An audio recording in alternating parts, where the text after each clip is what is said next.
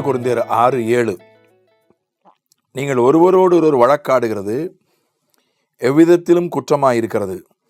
அப்படி செய்கிறதை விட நீங்கள் ஏன் அநியாயத்தை சகித்துக் கொள்ளுகிறதில்லை? ஏன் நஷ்டத்தை பொறுத்து கொள்ளுகிறதில்லை? என்ன சொல்லப்பட்டிருக்கிறதுனா, நீ உலகத்தானிடத்தில் வழக்காட போகாத. அப்படி வழக்காட வேண்டும் என்றால் நீ வழக்காடலாம். பரிசுத்தவானை ஒரு நடுவராய் வைத்துக்கொண்டு வழக்கை தீர்க்கிறவராய் வைத்துக்கொண்டு வழக்காடு. அல்லது உங்கள் சபையிலேயே ஒரு சாதாரண ஆளை, அற்பமாக எண்ணப்பட்ட ஒரு ஆளை நடுவராக வைத்துக்கொண்டு நீ வழக்காடு. அல்லது ஒரு விவேகமான ஒரு நபரை, சபையில் இருக்கக்கூடிய ஒரு விவேகமான ஆளை, ஞானமுள்ள ஒரு ஆளை வைத்துக்கொண்டு, ஏன்னா பரிசுத்தவான்களிடத்தில் சொல்ல பயமாக இருக்குது. அற்பமாக எண்ணப்பட்டவர்களிடத்தில் போகிறதுக்கு நம்பிக்கை இல்லை. விவேகமான ஆள், ரெண்டுக்கும் பொதுவாக நடுவாக ஒரு விவேகமான ஞானமுள்ள ஒருத்தர்கிட்ட, அவர் பரிசுத்தவான்னா அவரை சொல்ல முடியாது. அவர் அற்பமாக எண்ணப்படுகிறவர் அல்ல, மதிக்கப்படுகிறவர், ரொம்ப ஞானமான ஆள். அப்போ அவரை நடுவராக வைத்து வழக்காடலாம். இல்லை, நான் இன்னொருத்தட்ட போய் என் சபைக்குள்ளே போய் இதை சொல்ல மாட்டேன், சபையில் என்னை என்ன நினைப்பாங்க, சபை பரிசுத்தமான இடம், சபைக்குள்ளே போய் என் பிரச்சனையெல்லாம் சொல்ல மாட்டேன் அப்படின்னா பொறுத்துக்கொள். உலகத்தானுக்கு தெரியாது அவன் யாரோ. போலீஸ் ஸ்டேஷனுக்கு போகிறோம், அவனுக்கு என்ன தெரியுமா? பிரச்சனைக்கு தான் போலீஸ் ஸ்டேஷனுக்கு போகிறோம், அதுக்கப்புறம் அதோட போக மாட்டேன் போலீஸ் ஸ்டேஷனுக்கு. ஆனால் சபை அப்படி இல்லை. வாரத்தில் 1 நாளோ 2 நாளோ 3 நாளோ சபைக்கு போகணும். அங்கே இருக்கிறவங்க முகத்தில் முழிக்கணும், அவர்களோடு சேர்ந்து ஆராதிக்கணும், சேர்ந்து ஜெபம் பண்ணணும், ஒரே பாத்திரத்தில் பங்கு பெறணும். அதனால் அது சபையில் போய் வழக்கை எடுத்துகிட்டு போகிறது எனக்கு பிடிக்கலை. அதுனா யாருன்னே தெரியாது. உலகத்தான் கோர்ட்டுக்கு போகிறோம், அங்கே ஒரு உலகத்தார் இருக்கிறார். போலீஸ் ஸ்டேஷனுக்கு போகிறோம், அங்கே ஒரு உலகத்தார் இருக்கிறார், யாருன்னே தெரியாது.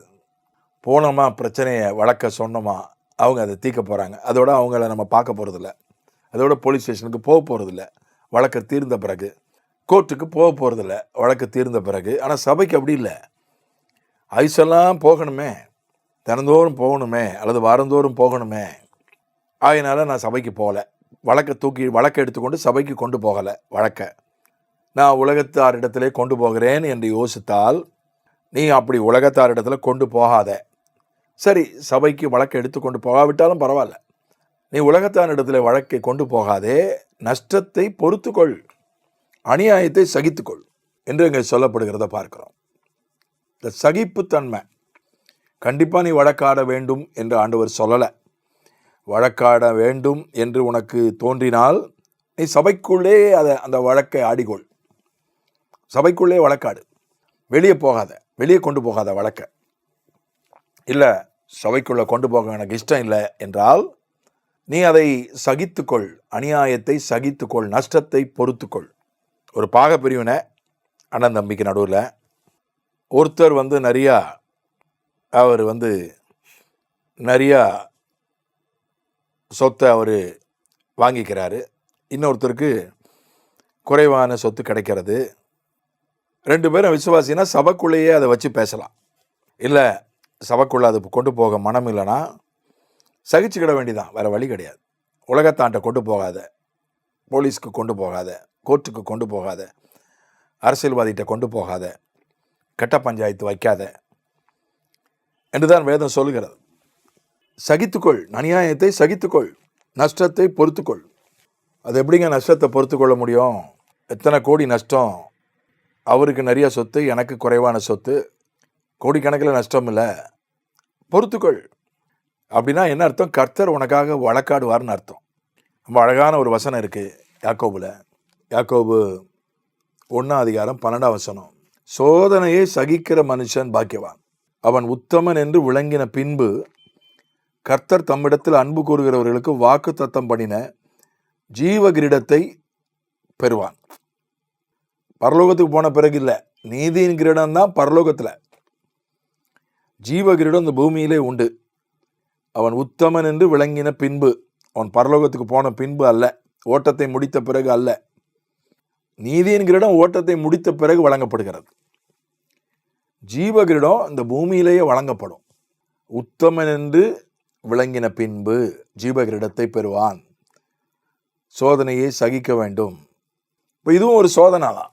நமக்கு யாராவது அநியாயம் பண்ணிட்டாங்க, நமக்கு யாராவது நஷ்டத்தை ஏற்படுத்தி விட்டார்கள், அதுவும் ஒரு சோதனை தான். அதை நாம் சகிக்க வேண்டும், அதை நாம் பொறுக்க வேண்டும். கர்த்தர் வழக்காடுவார், கர்த்தர் நீதி செய்வார். எத்தனை பேருக்கு ஆண்டவர் அப்படி நீதி செஞ்சிருக்கிறாரு? எத்தனை பேருக்கு? எத்தனையோ உதாரணங்களை என்னால் சொல்ல முடியும். குடும்பத்துக்குள்ளே இருக்கிறத, கணவனுக்கும் மனைவிக்கும் இருக்கிற நடுவில் நடக்கிற அநியாயங்களை போய் வெளியே சொல்ல முடியுமா? பலர் சொல்கிறதில்ல.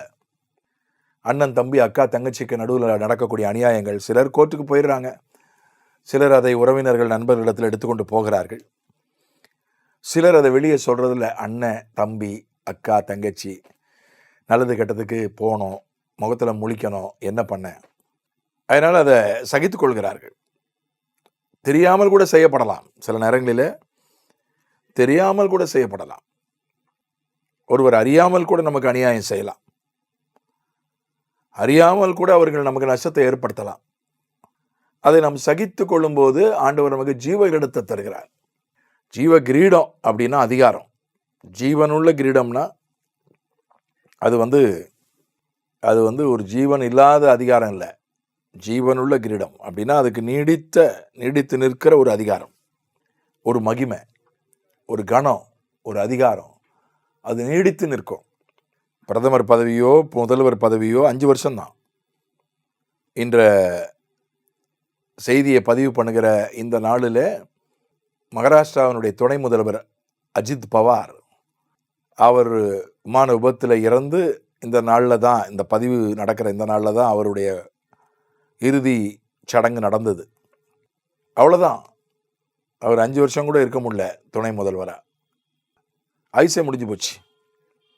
ஆனால் ஜீவ கிரீடம் அப்படி இல்லை. அது நீடித்து நிற்கிற ஒரு அதிகாரம், நீடித்து நிற்கிற ஒரு மகிமை. அது மரணத்துக்கு பிறகும் தொடரும். ஆகினால கர்த்தர் சகிப்பதற்கு, தாங்குவதற்கு நம் கிருபையை கேட்கணும். சில நேரம் வழக்காட முடியாது, அப்போது கர்த்தர் வழக்காடட்டும் என்று அதை நாம் தாங்க வேண்டும், சகிக்க வேண்டும்.